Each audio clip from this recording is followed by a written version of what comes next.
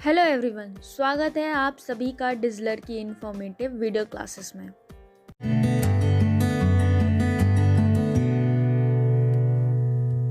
सोनम वांगचुक जो कि एक prominent environmentalist and education reformer है, वो अपने इनोवेशंस और सस्टेनेबल सॉल्यूशंस के लिए जाने जाते हैं। इन्होंने अपने भाई और 5 अदर फाउंडर्स के साथ मिलकर 1998 में सिकमॉल यानी student educational and cultural movement start किया था, जिसका एंटायर कैंपस सोलर एनर्जी पर चलता है और सस्टेनेबल प्रैक्टिसेस के लिए जाना जाता है। और इसके लिए सोनम वांगचुक को बहुत सारे अवार्ड्स भी दिए गए।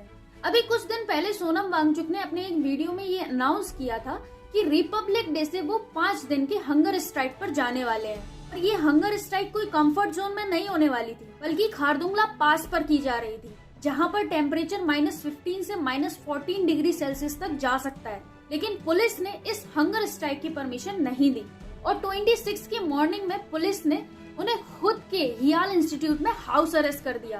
अब सोनम वांगचुक इस हंगर स्ट्राइक पर क्यों बैठने वाले थे और पुलिस ने उन्हें हाउस अरेस्ट क्यों किया, इसके बारे में हम इस वीडियो में डिटेल में जानेंगे। 2019 में जब आर्टिकल 370 हटाया गया तो जम्मू कश्मीर को विद लेजिस्लेटिव एक यूनियन टेरिटरी बनाया गया, जैसे कि दिल्ली में है, और लद्दाख को विदाउट लेजिस्लेटिव एक यूनियन टेरिटरी बनाया गया। लद्दाख की 90% पॉपुलेशन ट्राइबल है, तो जो पहले ट्राइब्स को आर्टिकल 370 से संरक्षण मिल रहा था वो अब खत्म हो चुका था। आर्टिकल 370 खत्म होते ही लद्दाख के लोगों को ये अश्योर किया गया था कि उन्हें 6th शेड्यूल में इंक्लूड किया जाएगा।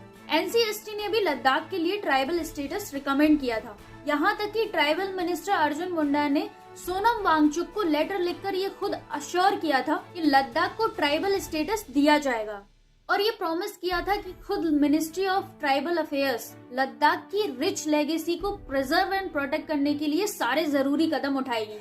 और उन्होंने अपने लेटर में ये भी मेंशन किया था कि उन्होंने मिनिस्ट्री ऑफ होम अफेयर्स को प्रपोजल कम्युनिकेट किया है, जिसमें उन्होंने लद्दाख को 6th शेड्यूल के अंदर लाने की बात की है। जब 2020 में लद्दाख हिल काउंसिल के इलेक्शंस हो रहे थे तो वहाँ के लीडर्स ने इसी रीजन की वजह से इलेक्शन में हिस्सा लेने से मना कर दिया था। तब होम मिनिस्ट्री ने उन्हें खुद स्पेशली दिल्ली बुलाकर ये अश्योर किया था कि आप इलेक्शन हो जाने दीजिए, इसके बाद 6th शेड्यूल पर बात जरूर होगी। इलेक्शन हुआ, बीजेपी मेजोरिटी के साथ जीती और बाद में गवर्नमेंट ने कहा कि हम तुम्हें संरक्षण तो देंगे लेकिन 6th शेड्यूल में नहीं ला सकते। और मजे की बात तो ये कि इलेक्शन के टाइम पर उनके मैनिफेस्टो में ये सबसे ऊपर लिखा हुआ था कि लद्दाख को 6th शेड्यूल में इंक्लूड किया जाएगा। बीजेपी ने बार बार वहाँ के लोगों को इसी बात का आश्वासन दिया और इलेक्शंस जीतते गए। पहले तो उन्होंने लोगों के विश्वास को जीता और फिर उनकी डिमांड्स को एक तरफ रख दिया। ये तो वही बात हो गई कि कोई आपसे कहे कि अभी मेरा थोड़ा सा काम करवा दीजिए, मैं आपका बाद में पक्का काम करवा दूंगा, और बाद में आपका काम क्या हुआ वो तो फिर भूल ही जाइए। तो लद्दाख के लोगों के साथ कुछ ऐसा ही हुआ है। जो लद्दाख को 6th शेड्यूल में इंक्लूड करने की बात हो रही है वो 6th शेड्यूल है क्या? असम, त्रिपुरा, मेघालय और मिजोरम 6th शेड्यूल में आते हैं।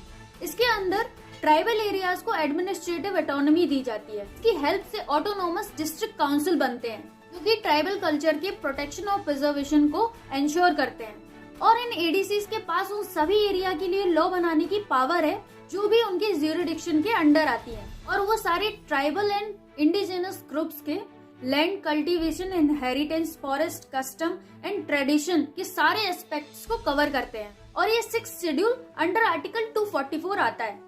सालों बीत गए लेकिन गवर्नमेंट ने ना इस मैटर में कोई डिस्कशन किया और ना ही कोई मेजर स्टेप लिया, जिसकी वजह से लद्दाख में धीरे धीरे प्रोटेस्ट होना और स्ट्राइक होना स्टार्ट हो गए, जिसकी शुरुआत पहले स्टूडेंट से हुई और फिर बाद में कई सारी ऑर्गेनाइजेशन और काफी सारे लोग भी साथ आ गए। और तब भी जब इन सब का गवर्नमेंट की तरफ से कोई रिस्पॉन्स नहीं आया, तब लोग लीडरशिप के लिए तुप्स्तान चेवान के पास गए, जो कि लद्दाख के फॉर्मर MP रह चुके हैं, और लद्दाख में लोग उन्हें अपने भगवान की तरह मानते हैं। लद्दाख को 6th शेड्यूल में शामिल करने के साथ साथ वहाँ के लोगों की और भी कई सारी मांग है, जैसे कि 2019 में जब 370 हटाया गया था तब लद्दाख में 12,000 जॉब्स का प्रॉमिस किया गया था, और इन 3 सालों में अभी तक सिर्फ 800 लोगों को जॉब्स मिल पाई हैं। और इसके साथ ही एक डिमांड लोकसभा और राज्यसभा में लद्दाख की सीट्स बढ़ाने की गई है, क्योंकि हमेशा मेजरली फोकस जम्मू कश्मीर पर ही किया जाता है, ऐसा वहाँ के लोगों को लगता है। अब संविधान में कुछ लॉज इसलिए बनाए गए थे जिससे कि ट्राइब्स, इंडिजिनस ग्रुप और इंडिया के रिच हेरिटेज को प्रिजर्व किया जा सके, लेकिन सेंट्रल गवर्नमेंट इस बात पर बिल्कुल ही चुप है, तो गवर्नमेंट ऐसा क्यों कर रही है? अब लद्दाख के लिए एक चिंता की बात ये भी है कि लद्दाख में पहले से ही वाटर शॉर्टेज है और लद्दाख के लोग पानी के लिए ग्लेशियर्स पर डिपेंडेंट हैं। तो आप खुद ही सोचिए, अगर लद्दाख किसी प्रोटेक्शन के अंडर नहीं होगा तो बिजनेस, माइनिंग इंडस्ट्रीज और फैक्ट्रीज के सेटअप होने की वजह से वहाँ के लोगों का और ज्यादा एक्सप्लॉयटेशन हो सकता है। ये बिल्कुल वैसा ही होगा जैसा कि चाइना तिब्बत में कर रही है। इसकी वजह से एक तो पॉल्यूशन इंक्रीज होगा और दूसरा ह्यूमन वेस्ट को मैनेज करने में प्रॉब्लम होगी और तीसरा वाटर शॉर्टेज तो लद्दाख में है ही। तो जहाँ पर लोगों का ऑलरेडी इतनी मुश्किल से गुजारा हो रहा है तो आप सोच सकते हैं कि वहाँ के लोगों की हालत क्या हो जाएगी। और इसमें इंटरेस्टिंग बात तो ये है कि जिस मुद्दे को हेडलाइंस में होना चाहिए था उसकी कहीं पर मीडिया में चर्चा ही नहीं है। आपकी इस बारे में क्या राय है? ऐसे ही और इंटरेस्टिंग नॉलेज के लिए do like, share and subscribe डिजिलर। Thank you.